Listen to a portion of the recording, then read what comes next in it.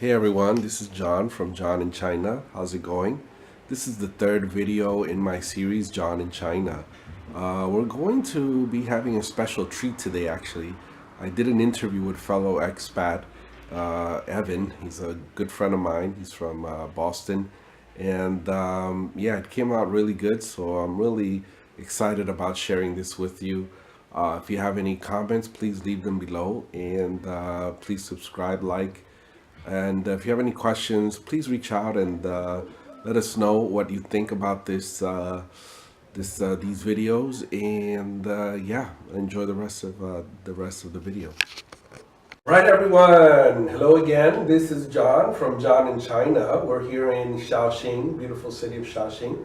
Today I'm with a friend, fellow expat, Evan. Hello. He's also from the States, and today we're going to talk about some stuff that goes on here in China, our daily life, basically. And we just want you to get a feel of what things are like for other expats here. So without further ado, Evan, hey, how's it going today? It's great. I'm happy to be here with you, John. All right. Evan, tell us a little bit about yourself, where you're from, city-wise. What are you here in China to do? And anything else you want to share with the viewers here? All right. I'm from the great state of Massachusetts, about 30 minutes south of Boston, a pretty small town. So from a small town to China, it's a pretty big change. Came here about 4 years ago to teach English while I was working on my master's degree. I just spent 1 year here in China, and I fell in love with the place. And I decided to stay, so I stayed a second year, and it turned into a third year, fourth year, and we'll see how far it keeps going. But really happy here because I get the chance to teach, which is really nice, learning Chinese.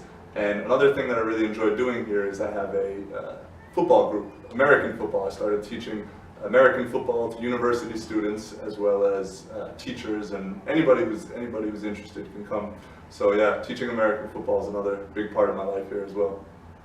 And Evan not only fell in love with China, he fell in love with a girl here, and he's recently married. So yeah, we want to congratulate him on that too. Thank you. So not only has he built up a career here, but he's also found a wife here, which is great. Found happiness in many ways. Yeah. Many ways, yeah. But getting back to football, yeah, what do you think about football here? Is it catching on? Is it what's going on with football in China? Is it very popular here, or? It's still really in the early stages. It's not anywhere like the NBA. NBA is really popular here. Basketball in general is really popular here. Football is pretty new here. The NFL China has been expanding here for the last 2 or 3 years, but the last 1 year has been really pushing by sending Tom Brady, my favorite player, and a couple other players to come out here. They're really trying to promote it, but we'll see if it catches on. They do have some leagues as well in Shanghai and in Guangzhou. So the sport itself is expanding here, but I know that the students really enjoy doing it for the exercise and teamwork, and it's really a good opportunity for them to also practice their English outside of class. Because when we play, we teach it and we explain it in English. Cool. And Evan, tell us, what are some of your impressions about China? And what would you like people back home to know about China? China's maybe the hardest place in the world to explain, even though I've been here for some time. So it's really hard to put into words, and I think it's best if they can come here and really experience it for themselves. But whatever most people imagine about China, it's probably not true, or it's probably not 100% accurate, because I think a lot of people have misconceptions about the people, the culture, the food. But really, when you get here, you can see there's a lot of similarities with life at home in America. Although, of course, it is still much different. So I think people really should come here and get a feel for it themselves and make their own judgment, their own opinion about it. But I think one thing that stands out is the people. The people here are great. They're really friendly. They're helpful. Even if there's a big language barrier between English and Mandarin Chinese, people are willing to try to help you, try to assist you in any way that they can, which is a really special part of their culture and of living here. And what's your life like here in China? What's a typical day like here? I don't start working until 8 in the morning, usually. My first class is 8 in the morning, so I wake up early around 6, and that gives me 2 hours to eat, study, do what I want, take care of my 2 dogs. So So it's nice to have some time before work and a lot of time after work, because I only work in the mornings. My classes are all from 8 to about noon. So after afternoon, I'm free to work out, to study, to do whatever else I want to do, which is really nice. It's a luxury that I don't think I would have if I was back home in the States.